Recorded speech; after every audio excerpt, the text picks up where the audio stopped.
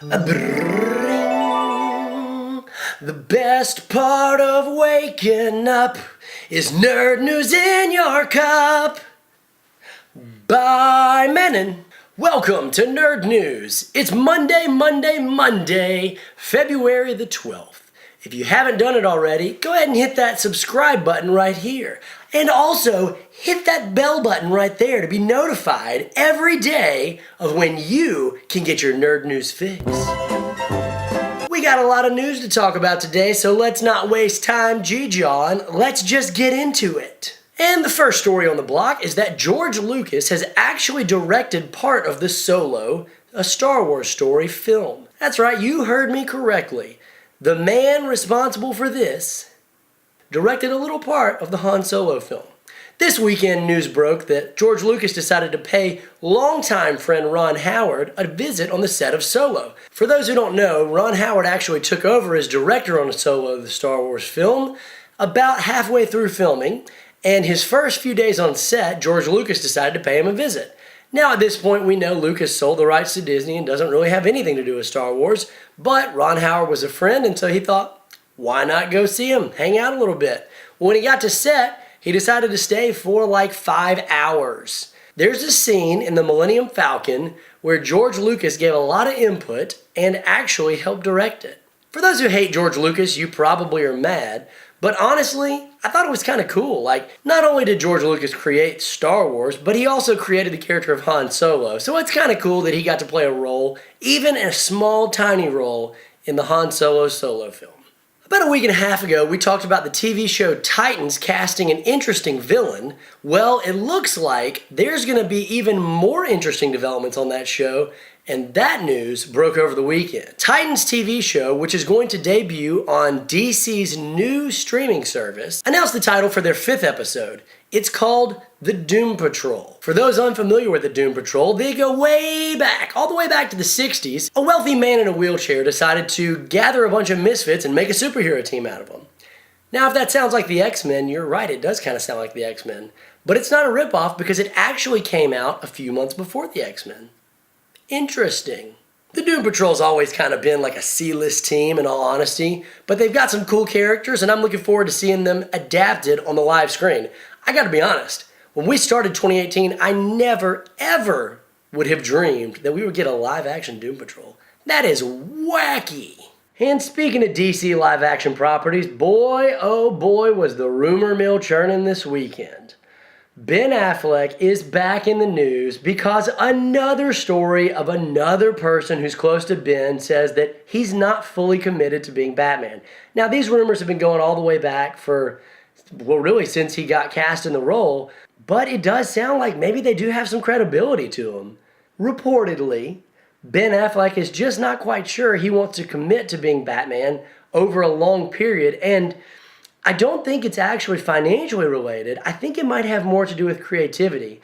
That plus the fact that I don't really think that his role as Batman turned out the way he thought it would. I kind of felt like he felt like it was going to just be the role of a lifetime, and the movies he's been in as Batman have just gotten mixed to bad reviews.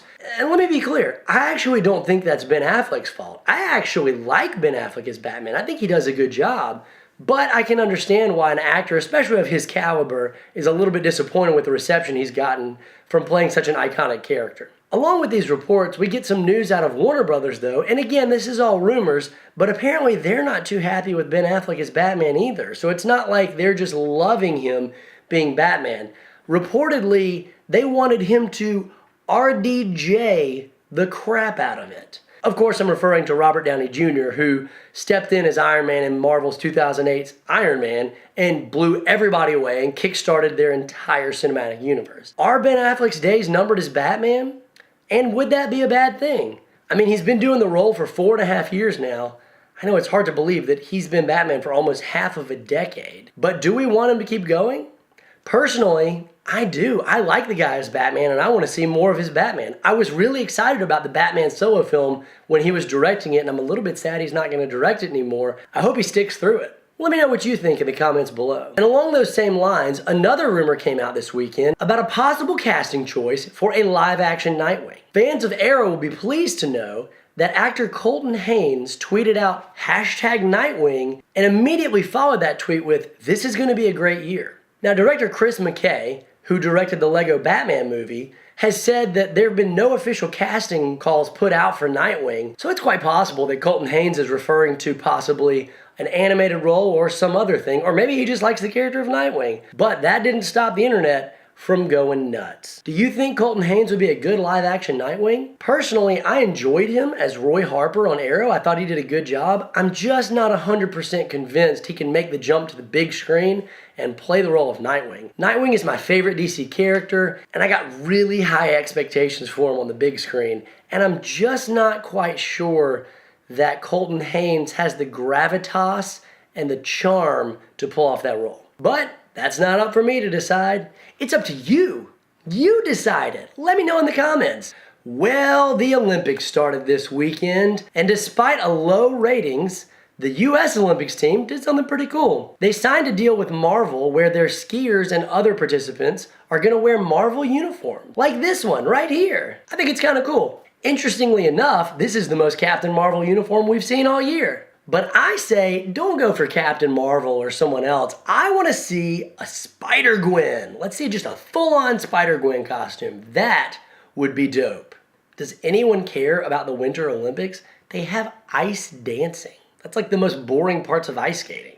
It's the ice skating without all the cool jumps. And speaking of Marvel, Black Panther, which is coming out this week, has not only been getting critical praise, but the album has hit #1 on iTunes. I haven't given it a listen yet, but I'm definitely gonna pick it up. For you sci-fi fans out there, the movie Extinction, which was produced by Universal, was set to come out this year starring Lizzie Kaplan and Michael Pena. I think I pronounced his last name right. Is that right?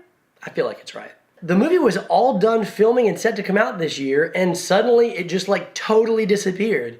What happened? Nobody knows.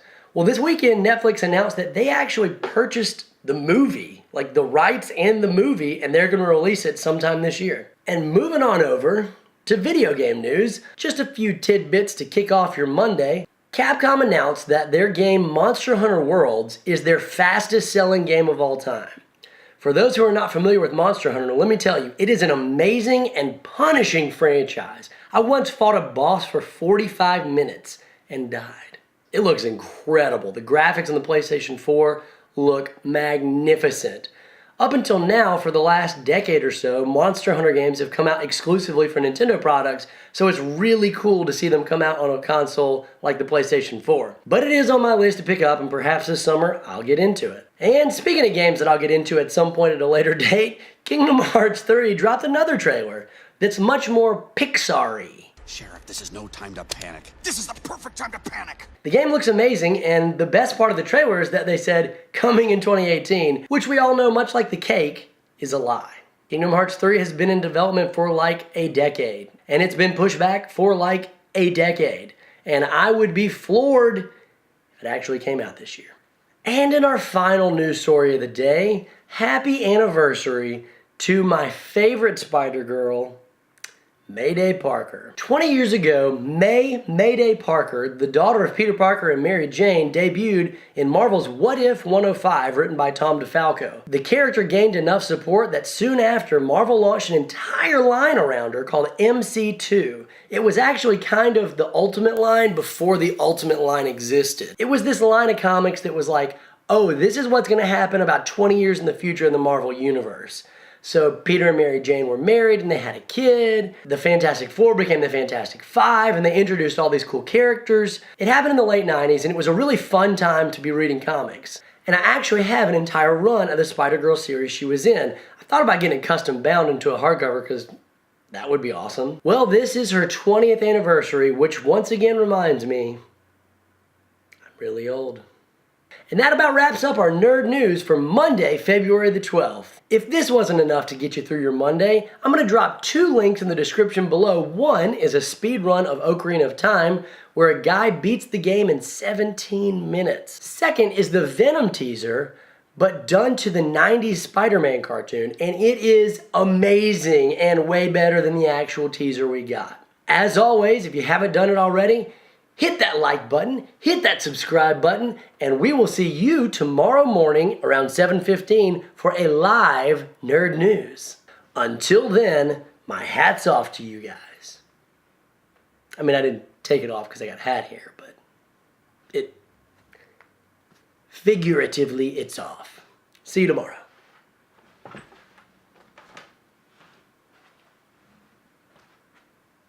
You're still here? I cannot believe people are still doing this joke in 2018. That's just shameful.